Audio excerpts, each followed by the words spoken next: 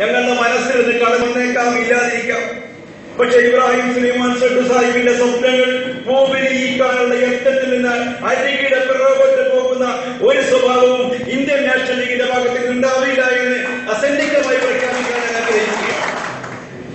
നമുക്കറിയാം, ഇബ്രാഹിം സുലൈമാൻ സെഡ് സാഹിബ് ജീവിച്ചിരുന്ന കാലത്ത് ഇന്ത്യൻ നാഷണൽ ലീഗിന്റെ ഓഫീസ് അദ്ദേഹത്തിന്റെ MP ഓഫീസായി ഡൽഹിയിൽ, അതിനുശേഷം നമ്മുടെ പാർട്ടി ഓഫീസായി പ്രവർത്തിച്ചിരുന്നത് UPയിലെ കാൺപൂരിലെ ഓഫീസായിരുന്നു. കഴിഞ്ഞ 2 മാസം മുമ്പാണ് ഇന്ത്യയുടെ തലസ്ഥാന നഗരിയായ ഡൽഹി പട്ടണത്തിലെ ചരിത്ര പ്രസിദ്ധമായ ജാമിയ യൂണിവേഴ്സിറ്റിക്കടുത്ത് അക്കോല എന്ന് പറയുന്ന പ്രദേശത്ത് ഇന്ത്യൻ നാഷണൽ ലീഗ് അഖിലേന്ത്യാ കമ്മിറ്റി ഓഫീസിന്റെ ഉദ്ഘാടന കർമ്മം നിർവഹിക്കപ്പെട്ടത്. പത്രമാധ്യമങ്ങൾ വേണ്ടതുപോലെ നമുക്ക് പ്രാധാന്യം നൽകിയില്ല എന്നുകൊണ്ട് പലർക്കും അത് അറിയാൻ സാധിച്ചില്ല.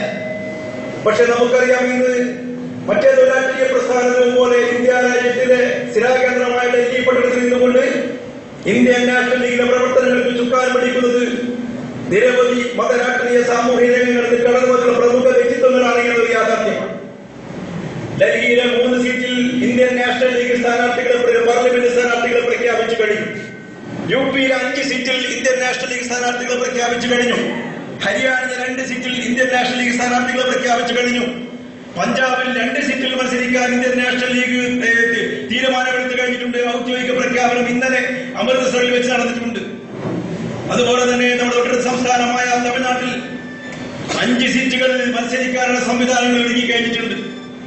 കർണാടകയിലും അതുപോലെ തന്നെ മഹാരാഷ്ട്രയിലും ഒക്കെ ഉത്തരാഖണ്ഡിലും ഒക്കെ നമ്മുടെ സ്ഥാനാർത്ഥികൾ മത്സരിക്കുന്നു. ഈ തെരഞ്ഞെടുപ്പിൽ ഇന്ത്യൻ നാഷണൽ ലീഗ് എന്ന പാർട്ടി രൂപം കൊണ്ട ശേഷം ഇത്രയധികം സ്ഥാനങ്ങളിൽ തെരഞ്ഞെടുപ്പിനെ നേരിടുന്ന ആദ്യത്തെ തെരഞ്ഞെടുപ്പാണ് ഈ പാർലമെന്റ് തെരഞ്ഞെടുപ്പ്.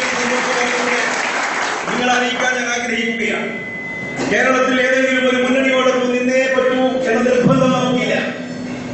എന്തുകൊണ്ടാണ് നമ്മുടെ ഇടതു മുന്നണിയോടൊപ്പം അല്പം അടുക്കുന്നത്?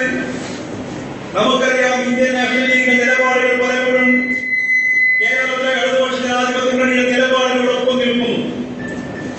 നമുക്കറിയാം, ഇറാഖ് യുദ്ധമുണ്ടായ കാലത്തിൽ ഇറാഖിന് അനുകൂലമായ ഒരു തീരുമാനമെടുക്കാൻ ഇടതുപക്ഷ മുന്നണിക്കും ഇന്ത്യൻ നാഷണൽ ലീഗിനും 2 വട്ടം ആലോചിക്കേണ്ടി വന്നില്ല.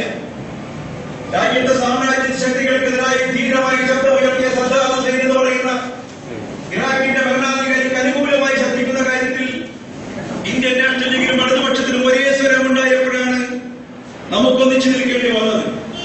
കാട്ടുകരാറിൽ ഒപ്പുവെച്ചുകൊണ്ട് ലോക മുതലാളിത്തത്തിന് സൗകര്യങ്ങൾ ചെയ്തു കൊടുത്ത മൻമോഹൻ സിംഗിന്റെ ഗവൺമെന്റിനെതിരായി